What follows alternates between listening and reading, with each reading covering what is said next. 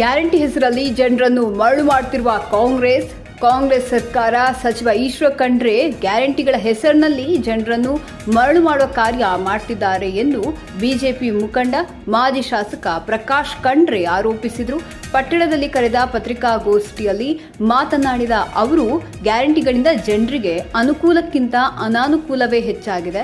ಬಾಂಡ್ಗಳ ಬೆಲೆ ಏರಿಕೆ, ಸ್ಟಾಂಪ್ ಡ್ಯೂಟಿಯಲ್ಲಿ ಹೆಚ್ಚಳ, ವಿದ್ಯುತ್ ಬೆಲೆ ಏರಿಕೆ ಸೇರಿದಂತೆ ಪ್ರತಿ ಕುಟುಂಬದಿಂದ ಸರ್ಕಾರಕ್ಕೆ ಹೆಚ್ಚಿನ ಹಣ ಆದಾಯ ರೂಪದಲ್ಲಿ ಬರ್ತಿದೆ. ಇದು ಜನರ ಜೇಬಿಗೆ ಭಾರವಾಗಿದೆ. ಸಾರ್ವಜನಿಕರು ಆರ್ಥಿಕ ಸಂಕಷ್ಟ ಎದುರಿಸುತ್ತಿದ್ದಾರೆ ಎಂದು ಅವರು ದೂರಿದರು. ದೇಶದಲ್ಲಿ ನರೇಂದ್ರ ಮೋದಿ ಪ್ರಧಾನಿ ಆಗುವುದು, ಜಿಲ್ಲೆಯಲ್ಲಿ ಭಗವಂತ ಖೂಬಾ ವಿಜಯ ಸಾಧಿಸುವುದು ಪಕ್ಕಾ ಆಗಿದೆ. ಕಾಂಗ್ರೆಸ್ಗೆ ಮತ ನೀಡಿದ್ರೆ ವ್ಯರ್ಥ ಆಗಲಿದೆ. ಮತದಾರರು ಯೋಚಿಸಿ ಮತ ಚಲಾಯಿಸಬೇಕು. ಖೂಬಾ ಅವರಿಗೆ ಮತ್ತೊಮ್ಮೆ ಕೇಂದ್ರ ಸಚಿವರಾಗಲು ಅನುಕೂಲ ಮಾಡಿಕೊಡಬೇಕೆಂದು ಮನವಿ ಮಾಡಿದ್ರು. ತಾಲೂಕಿನಲ್ಲಿ ಬಿಜೆಪಿ ಸರ್ಕಾರವಿದ್ದಾಗ ಟೆಂಡರ್ ಮಾಡಿಸಿರುವ ಯೋಜನೆಗಳು ರದ್ದಾಗಿವೆ. ಸಚಿವ ಖಂಡ್ರೆ ಅವರು ಅವುಗಳನ್ನು ಪುನಃ ಟೆಂಡರ್ ಮಾಡಿಸಬೇಕೆಂದು ಆಗ್ರಹಿಸಿದರು. ಕಾಂಗ್ರೆಸ್ ಕಾರ್ಯಕರ್ತರು ಕಾಂಗ್ರೆಸ್ಗೆ ಮತ ಹಾಕಿದ್ರೆ ಖಾತೆಗೆ 1 ಲಕ್ಷ ರೂಪಾಯಿ ಬರ್ತದೆ ಎಂದು ಸಾಮಾಜಿಕ ಜಾಲತಾಣಗಳಲ್ಲಿ ಸುಳ್ಳು ಪ್ರಚಾರ ಮಾಡುತ್ತಿದ್ದಾರೆ. ಇದರ ಬಗ್ಗೆ ಚುನಾವಣಾ ಆಯೋಗಕ್ಕೆ ದೂರು ಸಲ್ಲಿಸಲಾಗುವುದೆಂದು ತಿಳಿಸಿದರು. ಎನ್ಎಸ್ಎಸ್ಕೆ ಅಧ್ಯಕ್ಷ ಡಿಕೆ ಸಿದ್ದರಾಮ ಮಾತನಾಡಿ, ತಾಲೂಕಿನ ಎಲ್ಲೆಡೆ ಬಿಜೆಪಿ ಪರ ಅಲೆ ಇದೆ. ಬಿಜೆಪಿ ಅಭ್ಯರ್ಥಿಗೆ ಹೆಚ್ಚಿನ ಲೀಡ್ ದೊರಕುತ್ತದೆ ಎಂದು ವಿಶ್ವಾಸ ವ್ಯಕ್ತಪಡಿಸಿದರು. ಕಾಂಗ್ರೆಸ್ ಅಭ್ಯರ್ಥಿ ಸಾಗರ್ ಖಂಡ್ರೆ ಕುರಿತು ಜನ ಚರ್ಚೆ ಮಾಡ್ತಿಲ್ಲ. ದೇಶದ ಭದ್ರತೆ ಸುರಕ್ಷತೆಗಾಗಿ ಮತ್ತೊಮ್ಮೆ ಮೋದಿ ಸರ್ಕಾರ ಅಧಿಕಾರಕ್ಕೆ ಬರಬೇಕೆಂಬ ಅಭಿಪ್ರಾಯ ಸಾರ್ವಜನಿಕರ ಮನದಲ್ಲಿದೆ ಎಂದು ಹೇಳಿದರು. ಬಿಜೆಪಿ ಮಂಡಳ ಅಧ್ಯಕ್ಷ ಬೀರಣ್ಣ ಕಾರಬಾರಿ, ಪ್ರಮುಖರಾದ ಗೋವಿಂದರಾವ್ ಬಿರಾದಾರ, ಅನಿಲ್ ಭೂಸಾರೆ, ಸುಧೀರ್ ಕಾಡಾದಿ, ಬಾಬುರಾವ್ ದುಬೆ, ಸಂಗಮೇಶ್ ಬೂರೆ, ಆಕಾಶ್ ಪಾಟೀಲ್ ಹಾಜರಿದ್ದರು. ಸುಪ್ರಭಾತ ನ್ಯೂಸ್ ಬಾಲ್ಕಿ.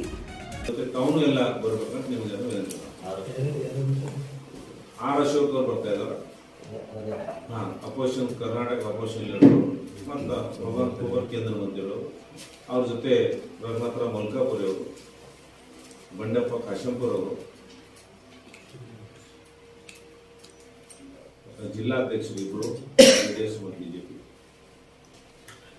ನಮ್ದೆಲ್ಲ ಟೀಮ್ ಪೂರಾ ಈ ಟೀಮ್ ಎಲ್ಲ ಇರ್ತದೆ.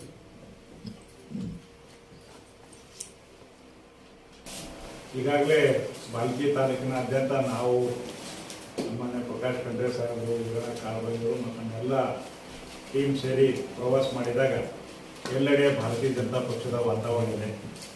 ಪ್ರತಿ ಹಳ್ಳಿಯಲ್ಲಿ ಜನ ಮೋದಿ ಪರವಾಗಿದ್ದಾರೆ.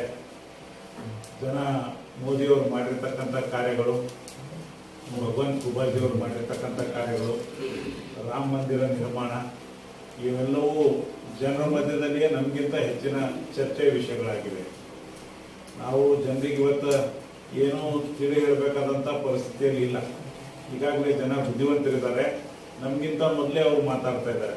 ನಮಗೆ ದೇಶದ ಹಿತ ಮುಖ್ಯ ಇದೆ ಸರ್, ನಮಗೆ ಈ ದೇಶಕ್ಕೆ ಮೋದಿ ಅವಶ್ಯಕತೆ ಇದೆ, ನಾವು ಮೋದಿ ಪರ ಇದ್ದೇವೆ, ನೀವು ಯಾರು ಧೈರ್ಯ ಕಳ್ಕೊಳ್ಳೋದು ಬೇಡ ಅಂತ ಜನನೇ ನಮಗೆ ಧೈರ್ಯವನ್ನು ತುಂಬ್ತಾ ಇದ್ದಾರೆ. ಪ್ರತಿ ಹಳ್ಳಿಯಲ್ಲಿ ನಾವು ಹೋಗಿರ್ತಕ್ಕಂಥ ಹಳ್ಳಿಗಳಲ್ಲಿ ಕಂಡಿರ್ತಕ್ಕಂಥ ದೃಶ್ಯಗಳನ್ನು ನಾನು ನಿಮ್ಮ ಮುಂದೆ ಹೇಳುತ್ತಿದ್ದೆ. ಇವತ್ತು ಇಲ್ಲಿ ತಾಲೂಕಿನಲ್ಲಿ ಈಶ್ವರ್ ಖಂಡ್ರೆ ಅವರು ಮಂತ್ರಿ ಇದ್ದರು, ಅವ್ರ ಮಗ ಕ್ಯಾಂಡಿಡೇಟ್ ಇದ್ದರು, ಅದು ಎಲ್ಲೂ ಚರ್ಚೆಗೆ ಬರ್ತಾ ಇಲ್ಲ. ಯಾವ ಹಂತದಲ್ಲಿಯೂ ಜನ ಸಾಗರ್ ಖಂಡ್ರೆ ಬಗ್ಗೆ ಚರ್ಚೆ ಮಾಡೋಕ್ಕೂ ಇಷ್ಟಪಡ್ತಾ ಇಲ್ಲ.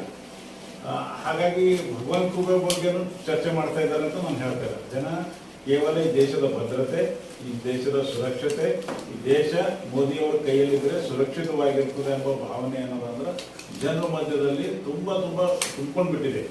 ನಾನು 2019 ಚುನಾವಣೆಯಲ್ಲೂ ನಾವು ಹಳ್ಳಿ ತಿರುಗಿದ್ದೇವೆ, ಅದರ ಅನುಭವ ನಮಗಿದೆ. ಇವತ್ತು 2024 ನಾವು ಇನ್ನೊಂದು ತಿರುಗ್ತಾ ಇದ್ದೇವೆ. ಆ ಅನುಭವದ ಮೇಲೆ ಹೇಳ್ತಾ ಇದ್ದೀನಿ. ಬಾಲ್ಕಿ ತಾಲೂಕಿನಾದ್ಯಂತ ಇಷ್ಟು ಒಳ್ಳೆಯ ವಾತಾವರಣ ಇದೆ.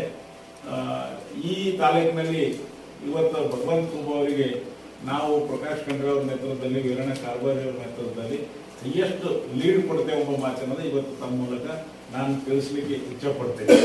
ಇವತ್ತು ಜನಾಭಿಪ್ರಾಯ ನೋಡಿ ಈಶ್ವರ್ ಖಂಡ್ರೆ ಅವರು ಇಲ್ಲ ಸಲದ ಆರೋಪಗಳು ಮಾಡೋದು, ಸುಳ್ಳು ಹೇಳೋದು, ಆ ಕಾರ್ಯಕರ್ತರ ಮೂಲಕ ಏನದಂದ್ರೆ ಒಂದು ಕಾಂಪ್ಲೇಂಟ್ ಕೊಟ್ಟು बघा काँग्रेसचं बटन इथं दाबले बरोबर तुमच्या खात्यात ऑनलाईनवर 1 लाख रुपये भेटते ಅಂತೇಳಿ ಪ್ರಚಾರ ಮಾಡ್ತಾ ಇದ್ದಾರೆ. ನಮಗೆ ಬಹಳ ಆಶ್ಚರ್ಯ ಅನಿಸ್ತಂದ್ರೆ ಅವರು 543 ರಲ್ಲಿ ಅವರು ನಿಲ್ತಾ ಇರೋದೇ 200 ಸೀಟಲ್ಲಿ, ಆದ್ರೆ ಗೆಲ್ಲೋದು 50 ಸೀಟು ಗೆಲ್ಲಲ್ಲ.